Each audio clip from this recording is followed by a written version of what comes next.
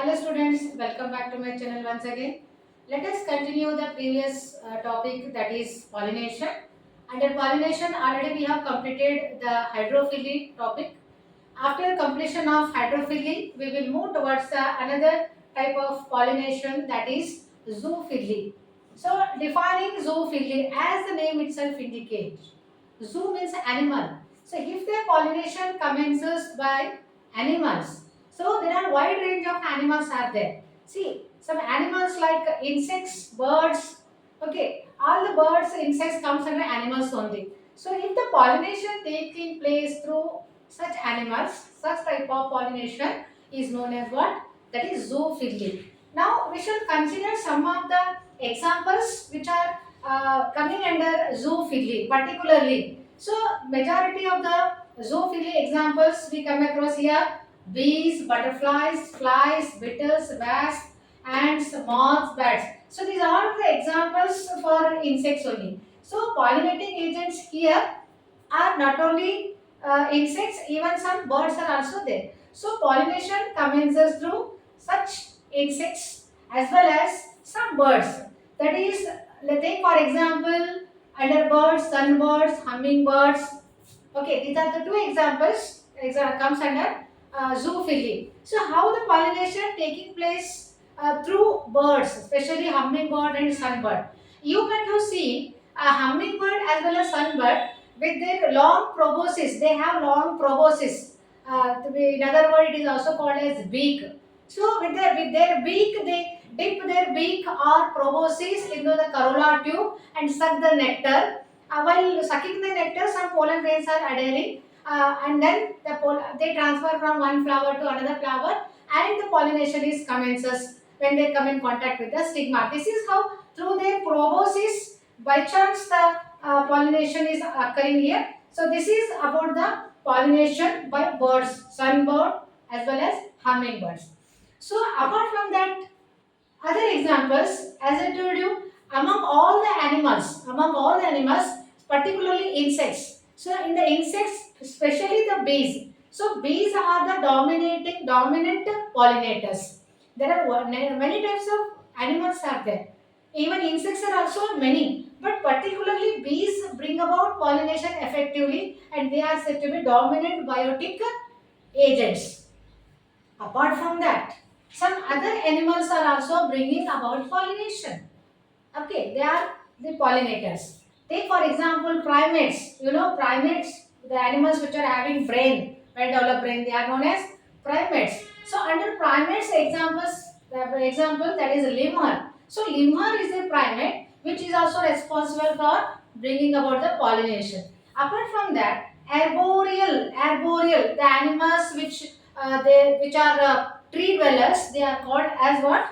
Arboreal type of animals. So especially the rodents. See, rodents are the examples having the canines. They have sharp canines and they are coming under mammals. So rodents also bring about pollination. Similarly, reptiles. So there are several examples coming under reptiles. See, the gecko lizard, garden lizards, they all are the agents to bring about the pollination. So these are the examples particularly coming under zoophily. Zoophily means animals are the pollinating agents. So with this zoophily we have completed. Now we will move towards the next type of pollinating agents. They are insects. So what is entomophily? So entomophily means here the pollination taking place through all insects. Here particularly we are stressing, we are giving emphasis on the insects only. So here all animals means insects, birds, other animals we have classified. But here particularly the insects are coming under the entomophilous flower. So entomophily. So what are the characteristic features a flower must possess? In insect pollination, the flower, how the flower should be, how they appear usually. So here the flowers usually they are having larger in their size, the petals are very large and they are very much colorful. With their colorful petals they attract the insects. In addition to that, they possess good fragrance, they are fragrant, okay, that is the scent, and they are also rich in nectar. What is nectar? Nectar is a sugary substance. So in order to suck the nectar, the insects come in contact with the flower as well as some other flowers. Apart from that, here the next character of Entomophilous flower is that the flowers, if they are very small, no doubt if the flowers, here flowers should be very large in the size to attract the insect, they must be colorful and they possess nectar and they must possess good fragrance in order to attract the insects for the pollination. If what happens if the flowers are very small, if they are very negligible in their size, if they are very tiny in their structure, what is the possibility here whether the pollination taking place or not? Here, if the flowers are very small, they must group together, they must cluster together to form an inflorescence. And in the inflorescence, the flower, the group of flowers, the insect will come and they become more prominent. Here, conspicuous means they become more prominent to attract the insects. Thus, in case of flower, if they are small, they are clustered and attract the insect and they make a inflorescence and they appear conspicuous. Conspicuous means they look prominent to attract the insects.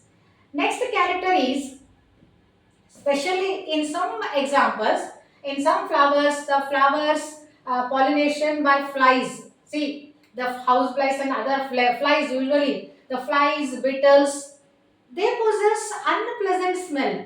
See, we have heard that flowers are attracted towards them by their good fragrance, good smell, good scent they possess. But there is a case where some flies, some flowers possess bad odor. Bad odor means unpleasant smell.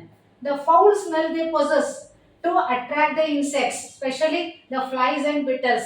They are attracted towards such flowers where they possess the foul smell, bad smell, unpleasant smell to attract these animals, especially these two insects, beetles as well as flies.